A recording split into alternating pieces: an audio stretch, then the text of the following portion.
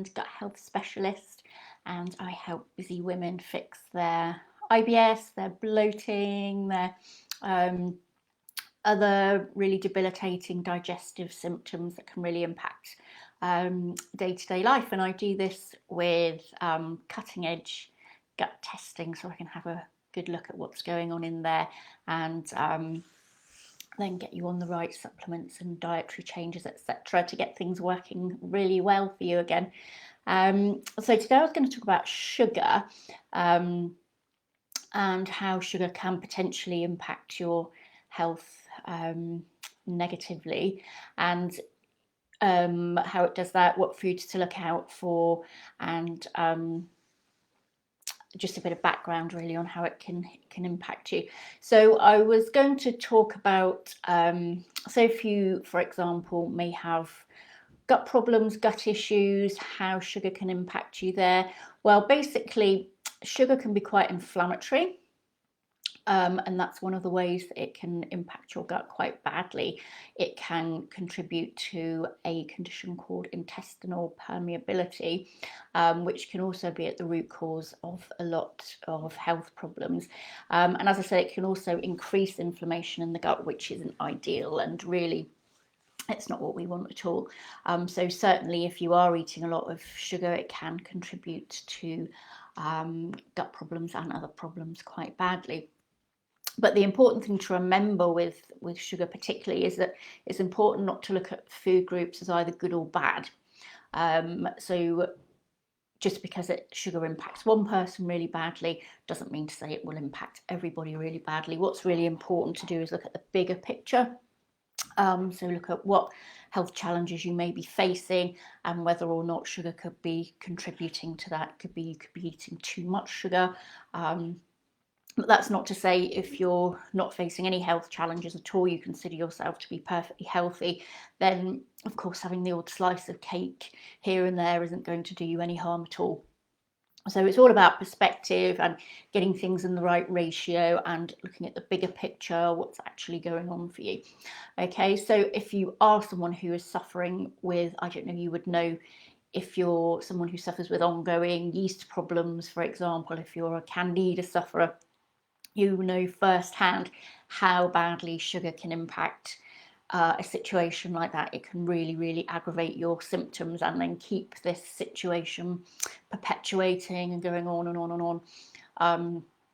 Another example would be if you suffer from ongoing anxiety, eating sugar can really aggravate this, because when you eat sugar or a high GI food, I'll explain high GI in a minute, but if you eat anything like that, it's going to send your blood sugar sky high. And after a couple of hours, so it's gone sky high, and after a couple of hours, it plunges really low again. And when it hits that low point, your body is then screaming at you to go out and find more carbohydrate food because it wants more energy on board. And at that point, it can make you feel really quite anxious and jittery, or what you might call hangry. And it really is, it can be a big impact on you if you do suffer with anything like that. So if you do, it might be worth having a closer look and then trying to rein things in a bit. So what is high GI then? So high GI is basically a measure of how a particular food, how quickly it hits the bloodstream, the sugar in it hits the bloodstream, and then how high it sends your blood glucose levels. So basically, in a nutshell, it's going to be anything white, refined, added sugar. So pastries, cakes, biscuits, things like that, you can pretty much guarantee are going to be quite high GI. They're going to hit your bloodstream very quickly. The glucose will hit your bloodstream very quickly, and it will send it very high. And then you get that plunge effect afterwards, where you will probably get jittery and all those horrible sensations. But that's not to say you should avoid all carbohydrate foods. Some people like to avoid all carbohydrate foods. They feel a lot better, but that's certainly not the case for everybody. And I really like to see a nice wide variety of healthy carbohydrate foods going on, because it's much, much better for your gut microbiome. You want that nice diversity of bacteria going on there. And if you've got all the different kind of carb foods going on, then that helps to nourish those and keep those nice and healthy. So certainly the whole carbohydrate foods are much better than the refined. So as long as you're avoiding the cakes, pastries, sweets, anything, juice, plain juice isn't great. Those will all send your blood sugar levels sky high. So it's also worth looking at what you're pairing your carbohydrate foods with. So if you pair them with, say, for example, you might have some sourdough bread, you might put it with an egg or some avocado or something like that. That's going to really take the edge off the sugar hitting your bloodstream, and it will keep you feeling a lot fuller for longer because you've got lots of nice fats going on in there, you've got lots of nice protein, and that's all going to get digested a lot more slowly than the refined carbohydrate, which could potentially hit your bloodstream a lot faster. Okay, so